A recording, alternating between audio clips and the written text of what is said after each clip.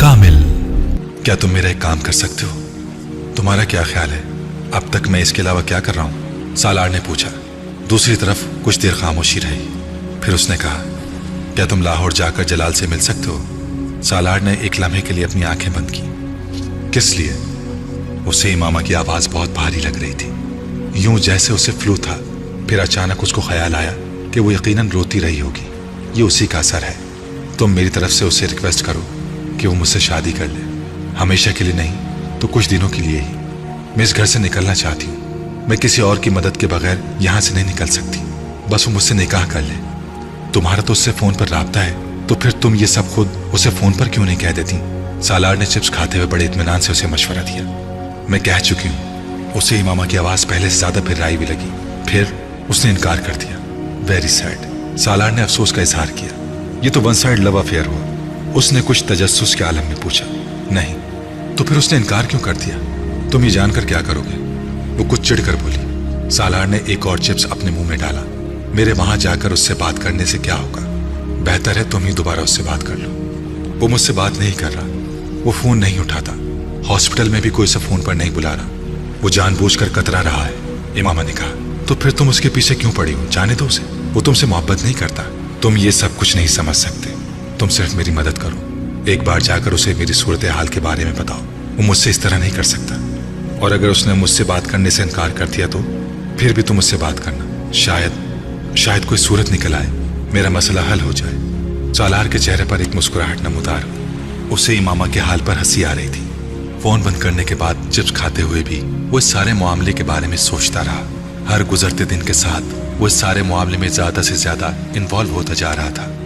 ये उसे अपनी जिंदगी का सबसे बड़ा एडवेंचर महसूस हो रहा था। पहले इमामा तक फोन पहुंचाना और अब जलाल से राब्ता करना। इमामा का बॉयफ्रेंड।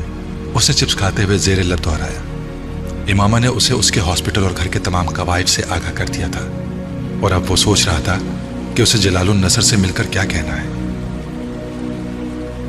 सालार ने उस शख्स को ऊपर से नीचे तक देखा। वो खासा मायूस हुआ। सामने खड़ा लड़का बड़ी आम सी शक्ल सूरत का था। सालार के लंबे कद और खूबसूरत जिस्म ने उसे सिन्फ मुखालिफ के लिए किसी हद तक पुरकशिश बना दिया था, मगर सामने खड़ा हुआ वो शख्स उन दोनों चीजों से महरूम था। वो नॉर्मल कद कामत का मालिक था। उसके चेहरे पर दाढ़ी ना होती तो वो फिर भी कुछ कदरे बेहतर नजर आता। सालार सिकंदर को जलालुन नसर से मिलकर मायूसी हुई थी। इमामा अब उसे पहले से ज्यादा बेवकूफ लगी। मैं जलालुन नसर हूँ। आप मिलना चाहते हैं मुझसे? मेरा नाम सालार सिकंदर है। सालार ने अपना हाथ उसकी तरफ बढ़ाया। माफ कीजिएगा मगर मैंने आपको पहचाना नहीं। जाहिर आप पहचान भी कैसे सकते हैं, मैं पहली बार आपसे मिल रहा हूँ। सालार उस वक्त जलाल के हॉस्पिटल में उसे ढूंढते हुए आया।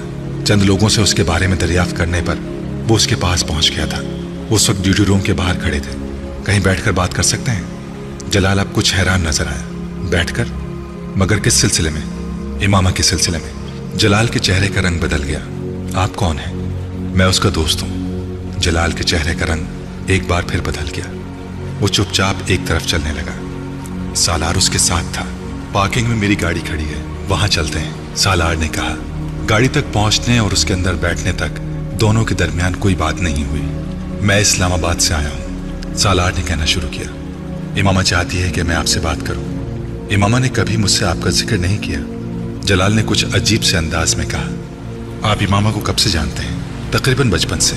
हम दोनों के घर साथ साथ हैं। बड़ी गहरी दोस्ती है हमारी। सालार नहीं जानता उसने आखिरी जुमला क्यों कहा। शायद ये जलाल के चेहरे के बदलते हुए रंग थे जिनसे वो कुछ और महफूज होना चाहता था। वो जलाल के चेहरे पर नमूदार होने वाली नापसंदीदगी देख चुका था। इमामा से मेरी बहुत तफसीली बात हो चुकी है। इतनी तफसीली बात के बाद और क्या बात हो सकती है? जलाल ने सपाट लहजे में कहा। इमामा चाहती कि आप उससे शादी कर लें, सालार ने जैसे न्यूज़ बुलेटिन पढ़ते हुए कहा। मैं अपना जवाब बता चुका हूँ। वो चाहती है आप अपने फैसले पर नजरसानी करें। ये मुमकिन नहीं है। वो उस घर में अपने वालिदैन और घर वालों की कैद में है। वो चाहती है अगर आप हमेशा के लिए नहीं तो वक्ती तौर पर उससे निकाह करें और फिर बैलेफ की मदद से उसे छुड़ा लें। ये मुमकिन ही नहीं है।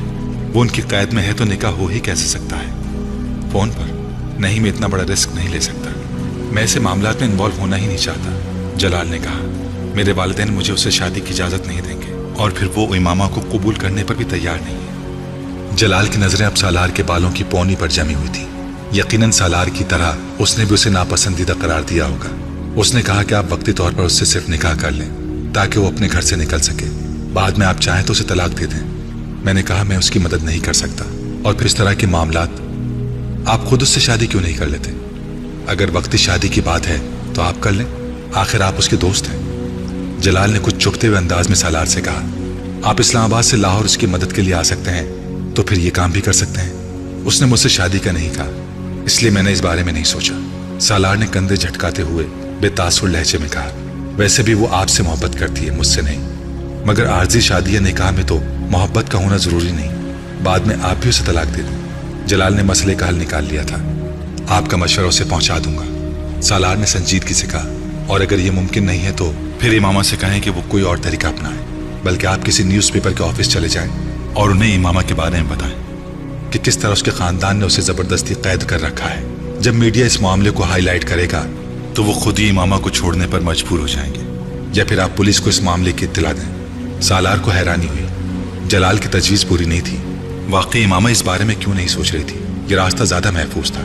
मैं आपका ये मशवरा भी उससे पहुंचा दूंगा। आप दोबारा मेरे पास ना आए, बल्कि इमामा से भी ये कह दें कि वो मुझसे किसी भी तरीके या जरिए से दोबारा राब्ता ना करें। मेरे वालिदैन वैसे भी मेरी मंगनी करने वाले हैं। जलाल ने जैसे इंकिशाफ किया, ठीक है मैं सारी बातें उस तक पहुंचा दूंगा, सालार ने लापरवाही से कहा। जलाल मजीद कुछ कहे बगैर गाड़ी से उतर गया।